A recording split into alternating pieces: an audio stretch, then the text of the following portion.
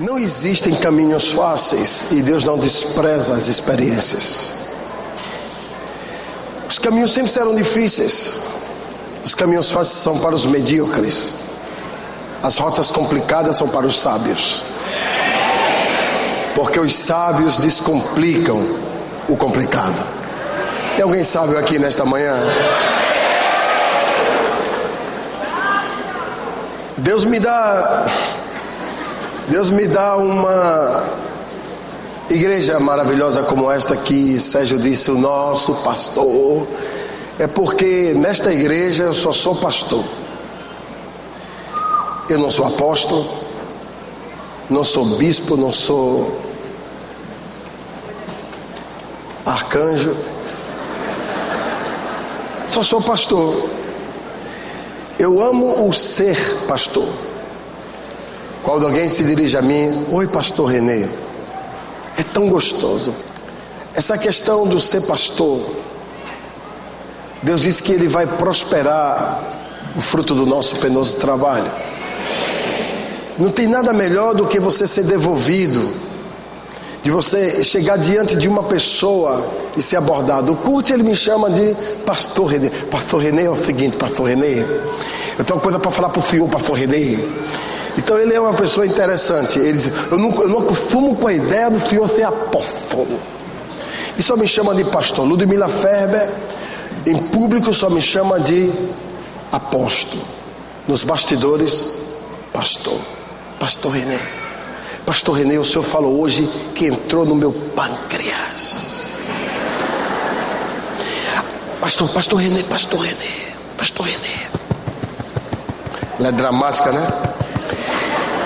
O Senhor mexeu, entrou no intestino da igreja. Eu digo, olha, quando a gente entra no intestino, tem duas coisas: ou a gente é processado ou a gente é expelido. Então, eu não quero ser expelido. Mas é maravilhoso ser pastor. Jesus disse, eu sou o bom pastor e pelas minhas ovelhas eu dou a vida. Dê um aplauso a ele.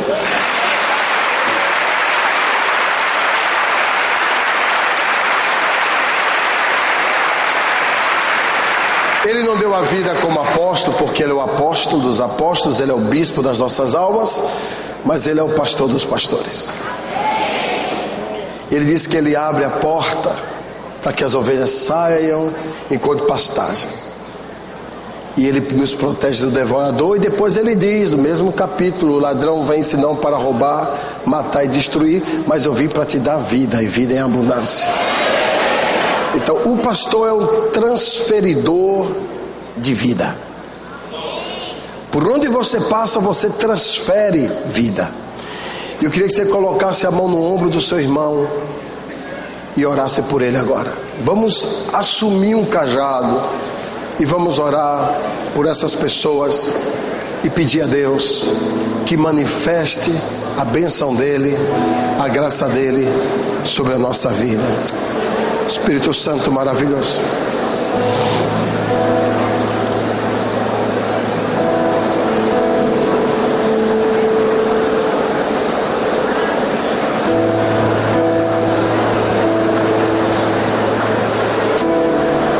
devolve pastorado, meu Deus. Devolve pastorado, meu Deus. Prazer de pastorear. Prazer de cuidar de vidas. Prazer de cuidar de mentes, de emoções. Nos devolve o cajado pastoral. E manifesta a tua graça e a tua glória sobre a nossa vida. Levanta uma geração de pastores, meu Deus, para que o apostolado seja completo. Abençoamos os teus filhos para esse novo tempo, em nome de Jesus. Amém e amém.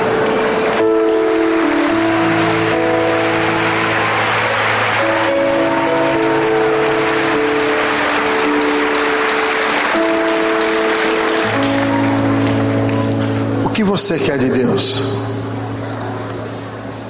O que você pretende de Deus? Senta um instante. Essa palavra é para descobrir o que está em Jeremias 24, 7, que o Senhor diz: dar-lhes-ei coração para que me conheçam e saibam que eu sou o Senhor. Um coração de conhecimento para identificar quem é Deus na nossa vida. Quem é Deus na sua vida, quem é Deus na sua história.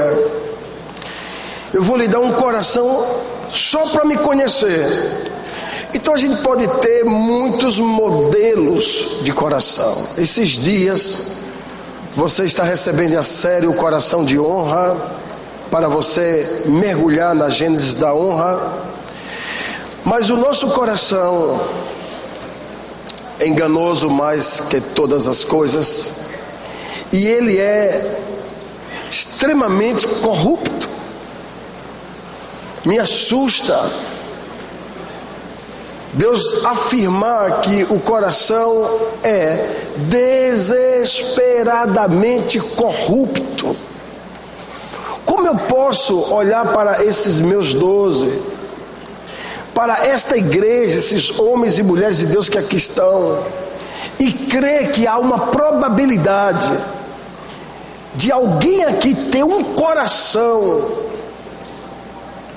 desesperadamente, olha, o desespero, você sabe que é uma neurose, é um coração neurótico para fazer alguma coisa que não é princípio,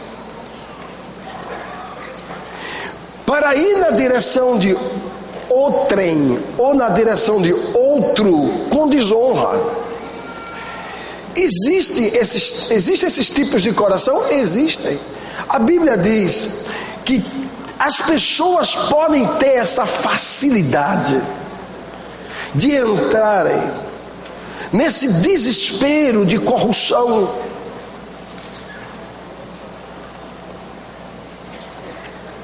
Você quer saber como eu apacento os meus 12?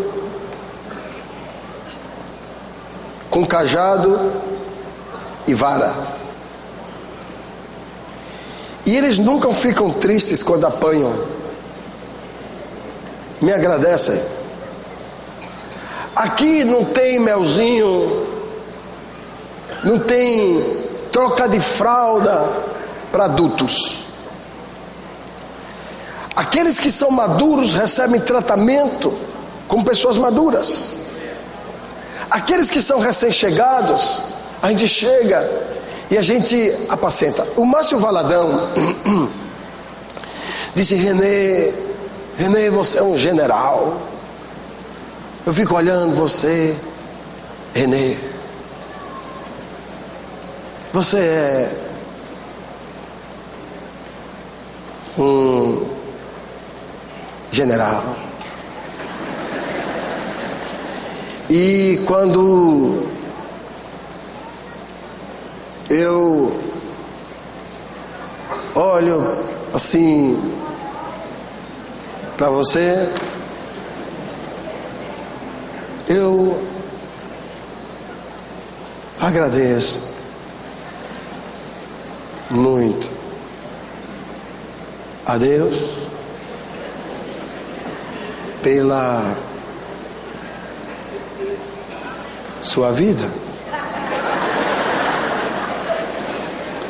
Eu disse: ô Márcio, eu falei para ele, nessa frase eu já tinha pregado 2 ministrações. Ele disse: eu sei. Eu falei: Márcio, eu preciso um pouco dessa sua lentidão, dessa sua mansidão. Eu vou te dar uma cabeçada, pá, e vai entrar em você esse negócio meu, e eu quero receber de você um pouco desse batismo de mansidão. Ele disse: faça. Isso. Por favor. Parece que ele tomou maracujina em excessiva dose.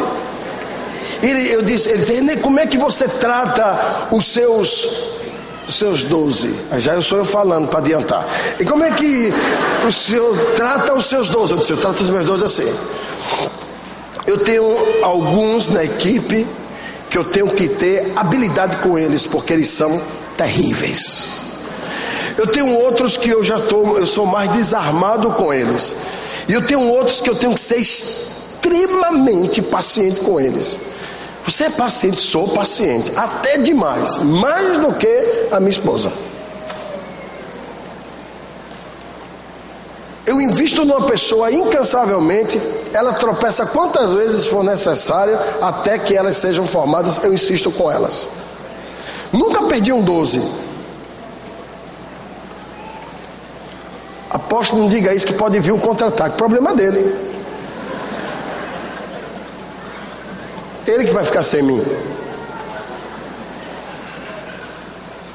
Alguém que vai perder. Apóstolo, isso não é orgulho, não é convicção. Daquilo que Deus tem derramado na minha vida e dos preços que eu pago para me vencer a cada dia, para fazer deles um arauto de avivamento. Deus sabe. Na verdade, em alguns casos, a gente não perde 12, a gente tem livramento.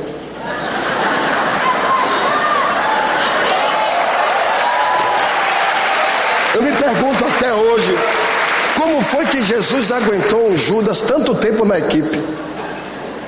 E ele sabia, irmãos, o melhor, que tem quem que diz o pior, né? O melhor é que ele sabia. Você sabe que é toda hora olhar para Judas e falar, você traído, né? Deus não nos deixa enganados. Há um coração só para conhecer a Deus. Márcio disse, eu trato a minha equipe assim. Primeiro eu abraço e beijo. Depois eu bato.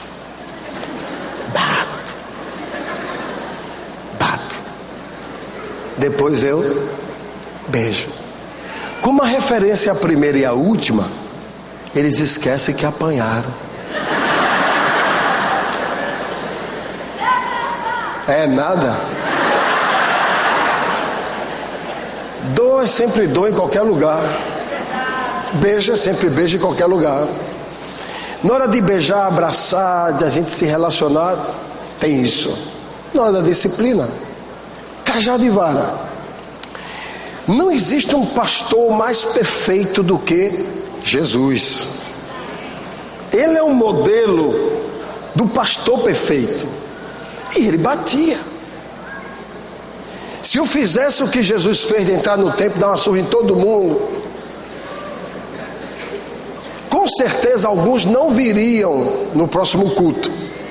Estou ferido com meu pastor. Ele me bateu, exortou e o chamou de volta para o propósito.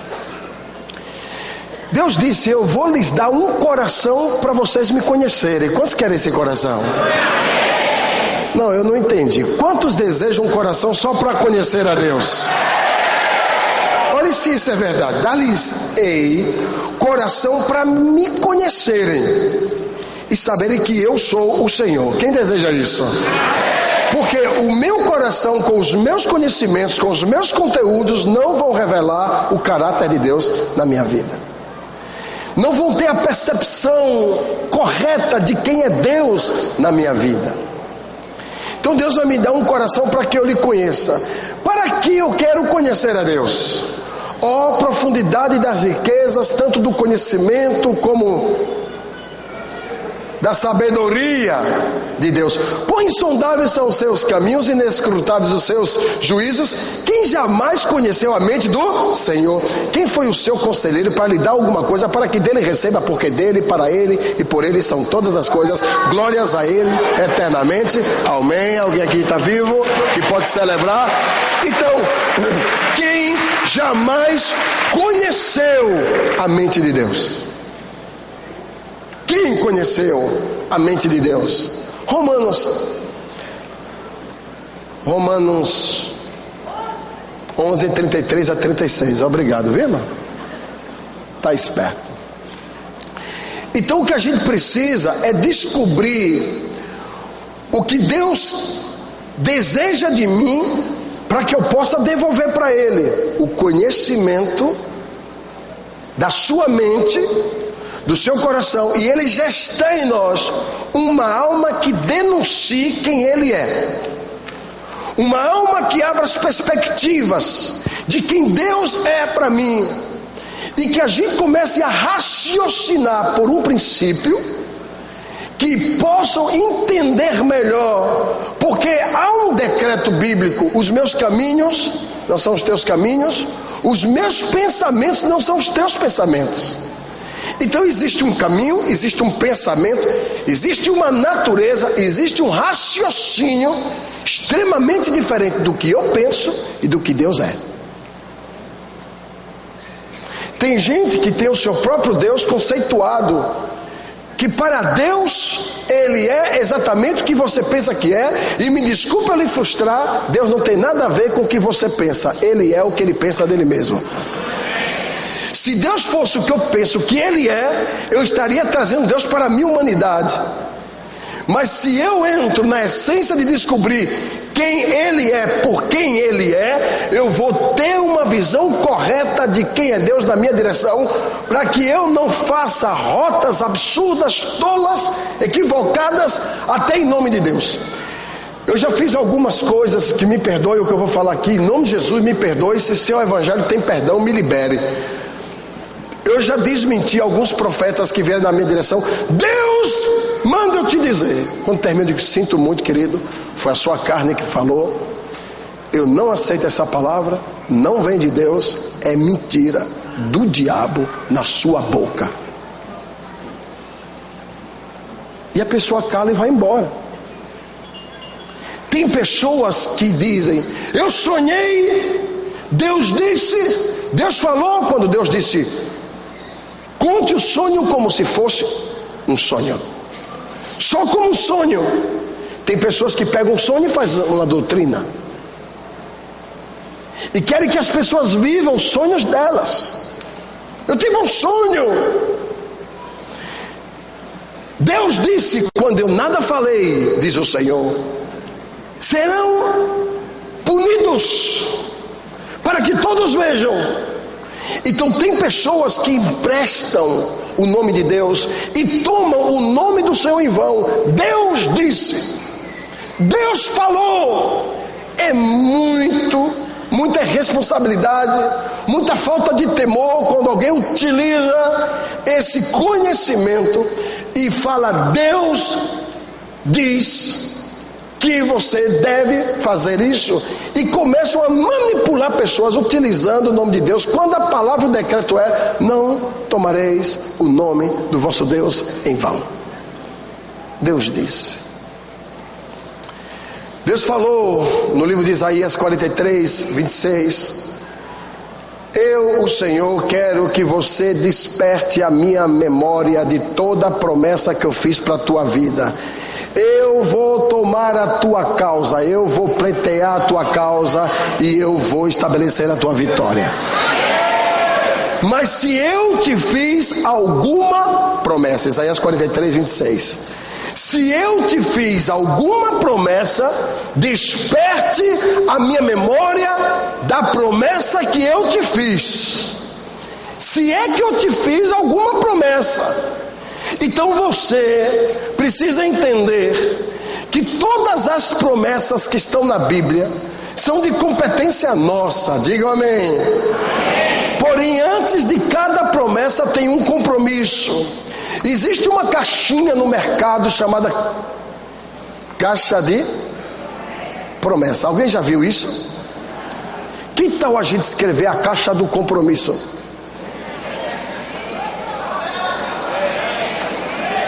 Quem é que crê que o sangue de Jesus Cristo, Filho, nos purifica de todo o pecado? Isso é uma promessa tremenda. Se andarmos na luz, assim como Ele na luz está, o sangue de Jesus Cristo, Filho, nos purifica de todo o pecado. Para que eu tenha essa promessa, eu tenho que me atrelar a um compromisso. Muito bem. A Bíblia diz: agrada-te do Senhor e Ele satisfará tudo que o teu coração deseja. Quantos querem? Agrada-te do Senhor. Não é? Obrigado. Tem outros pregadores aqui, aleluia. Entrega o teu caminho ao Senhor, confia nele, e tudo Ele fará. Porém, eu tenho que gestar uma confiança. Eu não posso andar com Deus apenas crendo nas promessas. Eu preciso andar com Deus absorvendo os compromissos. Os compromissos são tão relevantes quanto as promessas, porque todo compromisso desata a promessa. Promessa não vem sem o cumprimento do compromisso. Alguém pode dizer amém? Está vivo aqui? Eu sei que eu vou dizer algumas coisas que sua mente não vai gostar. Deus diz que você precisa conhecer a mente dele. Ele vai te dar um coração para você conhecer a ele. Eu não sei quantos querem, quantos desejam, quantos dizem eu quero este coração para conhecer a Deus. Diga amém, dê um aplauso ao Senhor. Deus vai te dar um coração só para você conhecer a ele. Os meus discípulos, eles me conhecem, porque eu me faço conhecido deles. Aqui nesta igreja, eu entro em arrependimento pela minha vida, eu peço perdão pelos meus pecados, de público.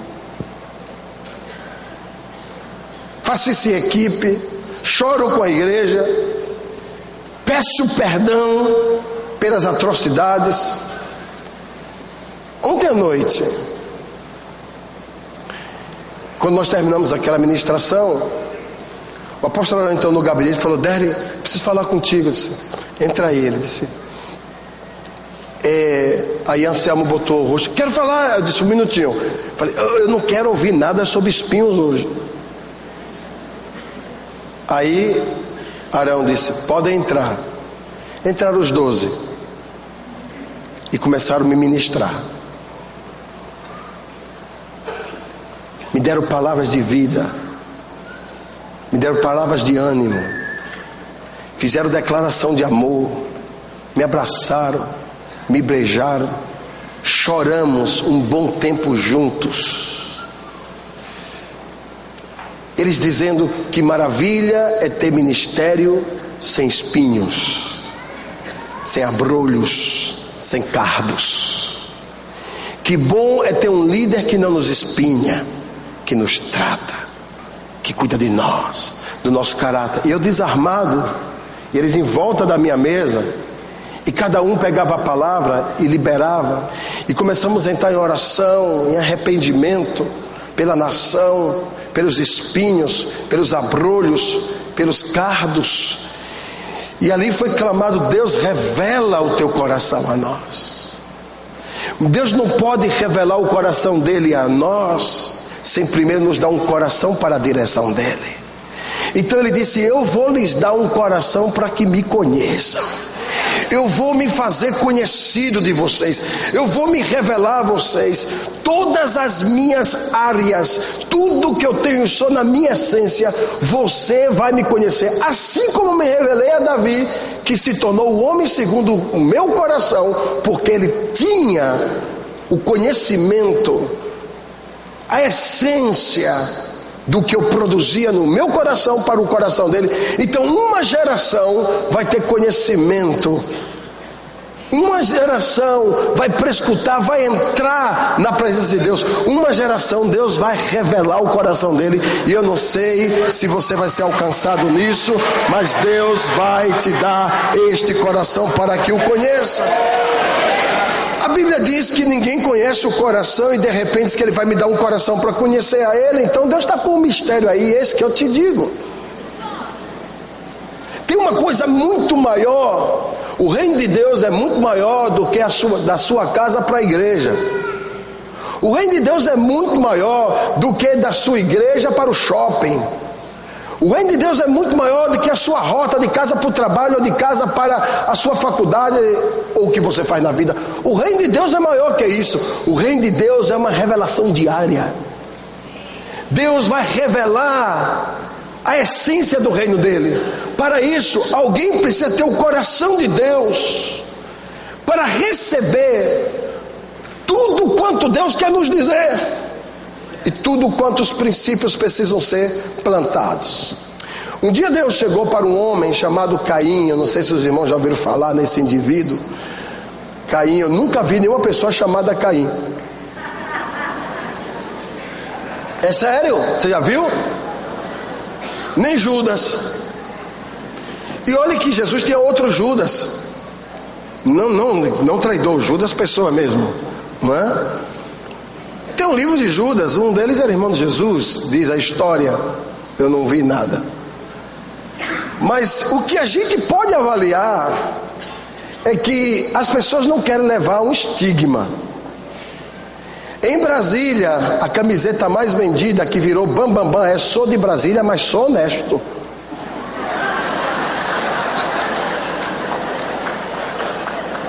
Amém? Sou de Brasília, mas eu sou honesto. Tem alguém de Brasília aqui? Ô irmão, depois eu quero conversar com vocês. Libertação e cura, porque eu já conheço o coração de Brasília. A camisa que mais vende, porque as coisas quando são reveladas nós fugimos delas. Nós não queremos conviver, absorver, viver com pessoas que nos fazem mal. No livro Gênesis da Honra, a Gênese da Honra, eu escrevo sobre como eu me arrependo de ter conhecido algumas pessoas. E eu coloco entre aspas: falo sem mágoa. Mas se Deus tivesse me ajudado e me dado percepção antes, eu evitaria algumas pessoas da minha rota, porque elas me fizeram mais mal do que bem. Mas na verdade os inimigos são necessários, porque eles nos empurram para um propósito. Se inimigo não prestasse, Deus não fazia um para ele. Está vendo aí? Deus fez um inimigo, o nome do bicho é Satanás. Quem aqui duvida que Deus criou esse bicho? E Satanás é o empregado mais produtivo de Deus. Perturba tanto a sua vida que você corre para os braços de Jesus. Os inimigos são usados para nos levar para o propósito. Se não fosse um Golias, não nasceria um Davi. Então todo Golias que aparecer na sua vida é a oportunidade de um Davi nascer, para que você possa ver a bênção do Senhor estendida sobre a sua vida. Se não fossem 11 irmãos perversos, não nasceria um José. E se não fosse o Nabucodonosor, não nasceria um Daniel. Então os inimigos acordam a nossa alma e nos empurram para o propósito. Se inimigo não fosse necessário, Jesus não mandava orar por eles e abençoá-los. Se inimigo não fosse necessário, não tinha cruz do Calvário, porque foi o inimigo que abriu todas as portas para dizer a ele que é o Jesus, ou o Messias. Eu tacar-lhe o beijo nele, e aí vocês sabem quem ele é. Então é o inimigo que nos leva para a cruz. Mas também, se não tiver cruz, não tem ressurreição. Então todo inimigo é utilizado para te empurrar para um propósito. A nação mais poderosa do planeta, chamada Israel, tem 7 inimigos na fronteira, que diz a palavra: por um caminho sairão contra ti, mas por 7 caminhos vão fugir da tua presença. Amém? Então tem um caminho de inimigo, mas tem 7 caminhos de fuga. Então aquilo que virou um caminho, que você só podia andar por aquele caminho, agora são 7 caminhos favoráveis. Diga um amém e dê um aplauso ao Senhor. Deus abre os caminhos através do inimigo. Escute bem, olhe para mim, por favor. Você acha que Deus não é estratega? Presta atenção nisso. Olha que resposta mal criada de Deus. Me desculpa aí, Senhor, continue me usando. Tenha paciência comigo, que eu vou chegar lá e eu ainda vou ter o coração que te conheça. Olha que palavra dura Deus deu. Moisés sai com um povo maravilhoso. Não tinha um povo melhor do que aquele. Não tinha não, irmãos. Porque ali era deserto, era um tempo difícil, e o povo seguiu Moisés. E hoje, com todas as regalias, o povo não quer seguir seus líderes. Então o povo era maravilhoso, mas eles tinham uma mente de escravo, coitados. Eles se perceberam escravos. Quando chega no meio do caminho, atrás tem um inimigo. Diga, inimigo. Qual era o nome do inimigo? Faraó. Quem não temia Faraó, irmãos? Um faraózão atrás deles. Não era um farol, era o Faraó. Diz a Bíblia que eles viam o inimigo, mas o inimigo não via eles. Você pode dar um aplauso ao Senhor? Porque a nuvem de Deus cobria e o anjo do Senhor os protegia. Então o anjo protegia, a nuvem cobria, o inimigo não via, mas eles viam os inimigos. É como você estivesse dentro de um carro com isso, filme 100%, e você vê todos que estão fora, mas ninguém vê que você está dentro. Então estava lá fechado, 3 milhões de pessoas envolvidas numa nuvem, protegidas. Entenda Deus nisso. Entenda o coração de Deus nisso. Aí na frente está o deserto, do outro lado tem montanha, que 3 milhões de pessoas não escalar aquela montanha para cair em outro deserto, e na frente do povo tem um mar. O povo chegou para Moisés: nos trouxe para morrer aqui, nós vamos morrer, etc. Aí Deus chama, Moisés chama Deus e fala: Deus, é o seguinte, o povo está triste, está magoado, porque o inimigo está vindo. Eles estavam vendo o inimigo vindo, e o Senhor nos colocou numa situação difícil. Deus disse para Moisés: por que tu vens a mim? Por que não vai ao apóstolo René? Conheça o coração de Deus. Deus não repete a mesma coisa quando nós não fazemos a primeira coisa. Tem gente dizendo: Deus, o Senhor não tem falado comigo. Por que eu tenho que falar que da última vez que eu falei você não fez nada do que eu pedi? Por que eu tenho que insistir na sua rebeldia, você sabendo o que tem que fazer e nunca faz? Por que eu tenho que fazer isso? E aí entra o segredo do coração de Deus. Deus diz a Moisés: por que você veio a mim? Era para ir a quem, irmãos? Arão? Arão ia dizer: bezerrinho de ouro. Porque Arão era o bicho mais cínico que tinha no planeta Terra. Arão era terrível. Arão chegou para Moisés, quando Moisés desceu do monte. Moisés chamou aqui numa linguagem bem coloquial: Arão, cara, tu é doido, meu irmão. Tu pirou, foi? Arão, rapaz, eu estou lá em cima orando a Deus. Tu é meu irmão, rapaz. E você faz um bezerro de ouro. Arão disse: não, meu irmão, não foi assim não. Eu joguei assim e o bezerro saiu do fogo. Já viu isso na Bíblia? Que bicho cínico, terrível. Aí Moisés disse: Arão, não se te dá que faças tal coisa. Ou seja, tu pensa que eu sou besta, é? Tu pensa que eu sou leso? Joguei o ouro no fogo e saiu um bezerro. Olha, o bicho passou 40 dias talhando o bichinho lá, desde o primeiro dia que o homem subiu. Então ele não podia consultar Arão, que Arão ia fazer um outro bezerrinho. Olha, negócio de bezerro é comigo mesmo, porque eu sou lá de Parintins e a festa do boi eu entendo desse negócio. Eu faço um trabalho garantido e caprichoso para você, entendeu?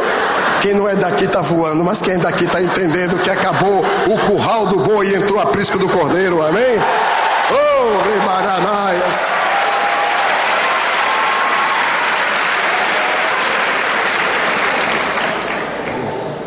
Então ele entendia sobre a regência do deus Apis, que é o deus do Egito, o qual foi invocado porque diria que ele dá direção de retornos. Por isso que ele levantou o bezerro de ouro, para levar o povo para retornar.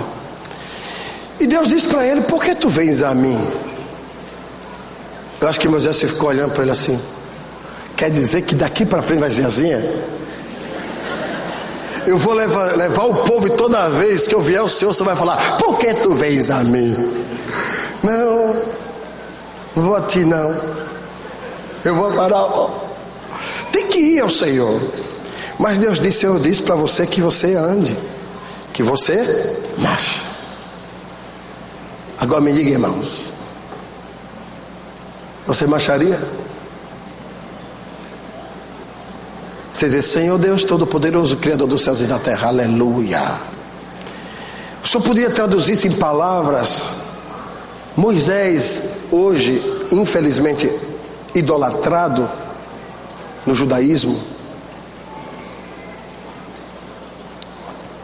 porque quando Moisés desceu do monte, o seu rosto brilhava, a doxa de Deus estava sobre ele, e ninguém aguentava olhar para o rosto dele, tamanha era a glória. E ele, para manter a glória, colocou um véu, porque a glória se tinha ido da sua face.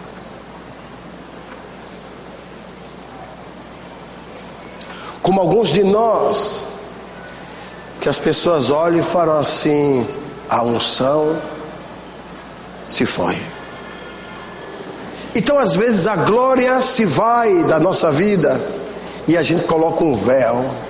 A gente tem véu no casamento, a gente tem véu na nossa relação entre pastor e ovelha, a gente tem véu no nosso trabalho.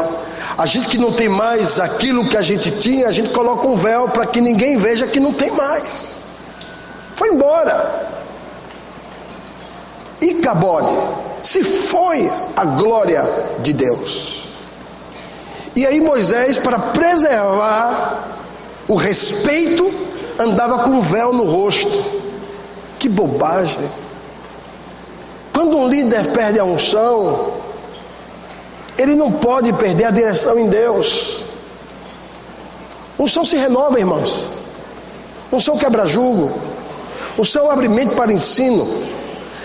No livro de João, capítulo 1 João 2, 20 a 24 diz: a unção que eu te dei procede de mim, vem do Pai, para a vossa vida. E vós não tendes necessidade que alguém vos ensine coisa alguma, porque a unção que reside sobre vós, esta é fiel e verdadeira. Quando pode dizer amém? Dá um aplauso ao Senhor. Esta é a unção.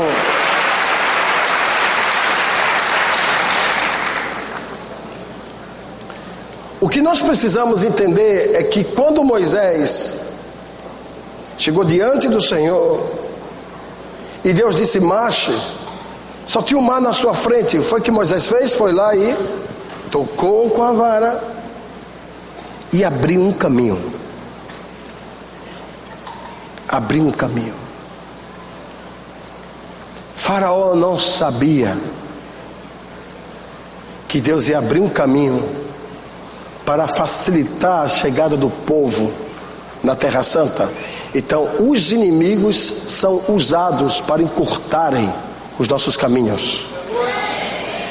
Diz a história que eles teriam que andar pelo menos 30 dias mais até chegar para fazer a curva, e Deus abriu o mar e eles passaram alguns minutos. Então aquilo que levaria dias, semanas, meses, Deus vai fazer em minutos na sua vida. Quem recebe, se expresse no nível que você crê e no nível que você recebe. Porque Deus, ele é assim, ele é um criador. A personalidade de Deus, o caráter de Deus é criar coisas novas. Quando Jesus veio, ele disse: eis que eu faço novas todas as coisas. Então as coisas novas são criadas a partir de... O caminho se abriu. Os inimigos são necessários, porque amigos não nos levam ao propósito. Pelo contrário, muitos deles nos tiram do propósito. Mas o inimigo nos acelera. Os inimigos nos fazem correr mais rápido, porque os inimigos são um estimulante para que um propósito se cumpra. Tanto o inimigo como a adversidade são úteis na nossa vida. Precisamos delas. Somos carentes delas. Você vai encontrar esse discurso completo no livro Sarcós, a comida do urso, que será lançado em Porto Seguro. Tem uma parte no capítulo que eu só falo sobre a necessidade de se ter inimigos. para que a gente fique vigiado e tenha mais prudência naquilo que faz. Se você souber que uma pessoa vai ler o seu texto que você vai escrever, e essa pessoa pode lhe detonar, você vai ter todo o cuidado na hora que vai escrever, pensando na pessoa, o que essa pessoa pensaria disso. Então você vai evitar dizer algumas coisas, porque as pessoas vão te ver. Querendo ou não querendo, revelado ou oculto, você está sendo medido. As pessoas estão olhando para você, te medindo o tempo todo. Você vai ser medido. O que nós precisamos é nos livrar de todo espírito de condenação. Diga amém. A condenação rouba o louvor, rouba a adoração, rouba a palavra. O perigoso rouba a unção. O espírito de condenação, ele gesta uma intimidação. Quando nós nos sentimos acusados, ficamos intimidados. Tem muitas pessoas aqui intimidadas, e você sabe que os tímidos não herdarão o reino. Uma das coisas que Deus fez na minha vida foi curar minha timidez. Hoje eu sou impetuoso, mas eu sofria de timidez paralisante.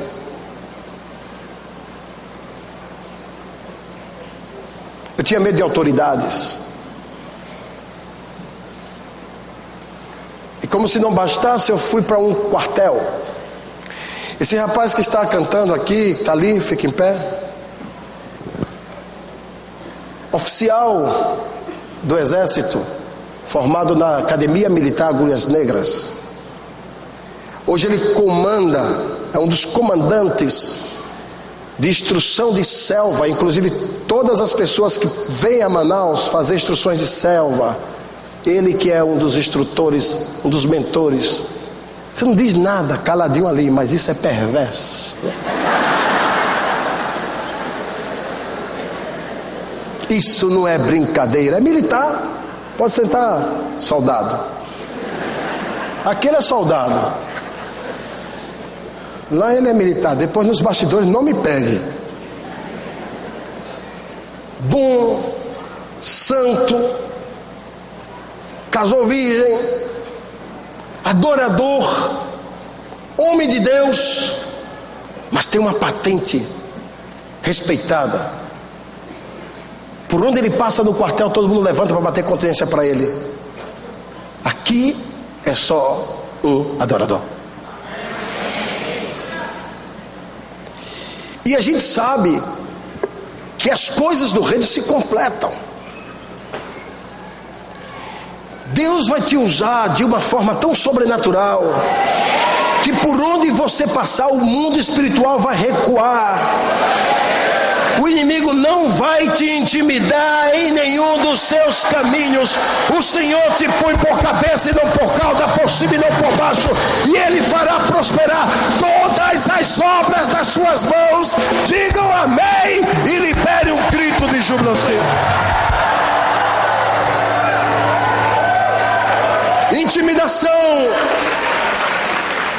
Intimidação. As pessoas, quando elas estão intimidadas, elas não conseguem reagir. Diz a palavra: quando os filhos de Jacó chegaram a ele e disseram: José vive, seu coração parou. Tem notícias que nos chocam, que param o coração, tanto boas como ruins. Nós não podemos viver intimidados. Deus não nos deu espírito de timidez. Então timidez é um espírito que Deus não dá. A timidez é uma ação maligna para paralisar a sua fé, inoperar a sua ação. Todas as pessoas tímidas sepultam o seu potencial. A timidez é uma estratégia diabólica para não permitir que você flua. Imagine eu tímido pelos cantos, Um dia eu estava em Feira de Santana, estava um pastor pregando, eu disse: que leão! A esposa dele disse, no púlpito: em casa um gatinho. Um gatinho, apóstolo. Ajude o meu marido a trazer esse leão para todos os lugares que ele passa, porque ele no púlpito ele fica transformado. De unção. A unção nos transforma, nos respalda, nos encoraja. Só que a unção não é para púlpito, a vida não é toda aqui, a vida é lá fora, aqui alguns minutos. Então Deus vai te dar uma unção por onde você for, que quando você falar, todos vão dizer: verdadeiramente eu vejo que tu és um homem de Deus, porque a palavra de Deus que procede da tua boca é verdade. Eu não sei quantos creem e liberam um grito de júbilo ao Senhor. Leões corajosos.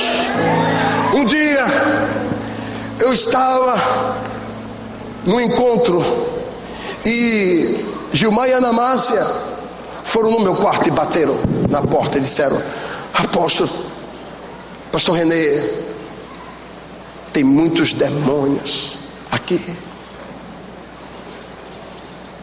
está uma agitação no arraial. E na hora que Gilmar falou isso, eu comecei a tremer. Mas é de verdade. Entrou um espírito no lugar que eu estava, e eu tremia, eu não conseguia me conter. Eu queria ficar em pé e eu não conseguia. Eu fiquei me segurando na porta. Marita disse: estou sentindo a mesma coisa. Começou todo mundo a tremer. E daí começamos a ouvir uma coisa assim: zum, gari, gari, gari, zum, gari, gari, zum. Eu memorizei a música em 4 vozes, dentro da selva amazônica, e vários lampiões que subiam e desciam, e entrava aquele negócio no arraial. E eu saí com eles. Eu estava descalço, de bermuda. Nessa época eu era magro, tinha 63 quilos, quase 30 quilos menos, porque há 80 dias atrás eu estava com 93 quilos, 94. Na verdade eu não estava com 94, eu estava com 4 para 100. E eu quase fico sem unção, porque a unção é a gordura e Deus tira. Deus ia me queimar em sacrifício. Você que está obeso, vigie, porque Deus disse: a gordura eu vou queimar. Mas Apocalipse 21:8 diz que os glutônicos não vão entrar no céu. E ali todo mundo intimidado, paralisou um arraial. Foi como a voz de Golias: se tiver um homem aqui. Todo mundo paralisado. Eu disse: Deus, a mesma unção, diga a mesma unção, de coragem que o Senhor deu a Davi, eu quero.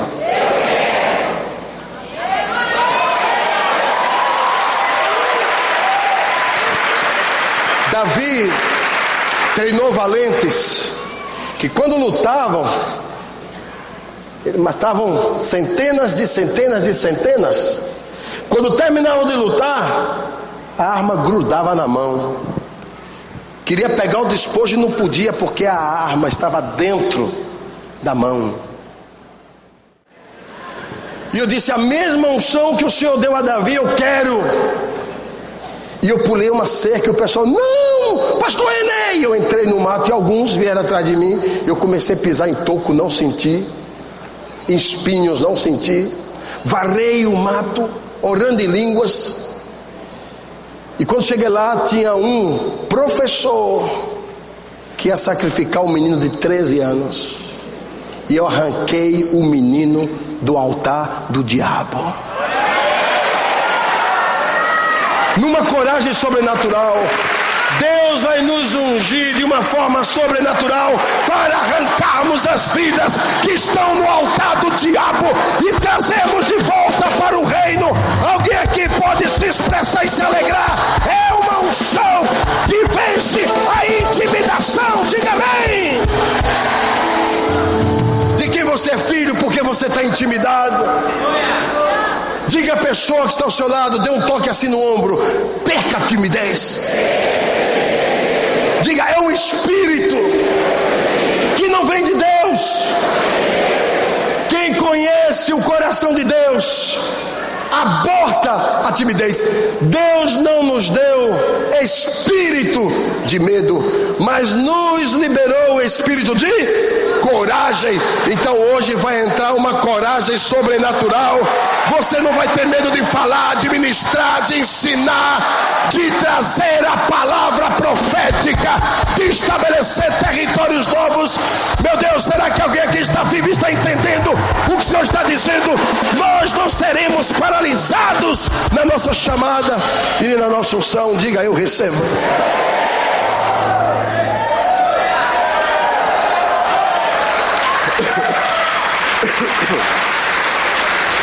Deus disse que Ele nos daria a bênção de conhecer o coração dEle.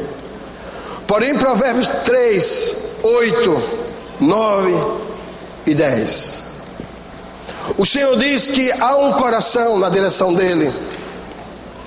Há um coração na nossa direção para ter essa cumplicidade.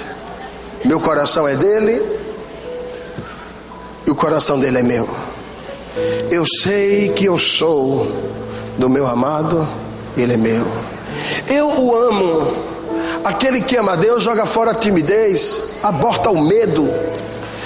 Então eu não posso conhecer a Deus cheio de medo. Deus não é pavoroso para quem é filho. Deus é pavoroso para quem é criatura. Para quem é filho, Ele é pai. Deus diz: filho meu, dá-me o teu coração. Deus não disse: meu servo, me dê teu coração. Meu amigo, me dê teu coração. O pai pediu o coração de um filho. Eu quero o teu coração para que você conheça o meu caminho. Quando nós temos o coração de Deus, quando temos o coração de Deus, nós conhecemos o seu caminho. E qual é o caminho que Deus trilha? Abrirei um caminho aplainado, farei trilhos novos. Que trilha é esta que Deus vai abrir?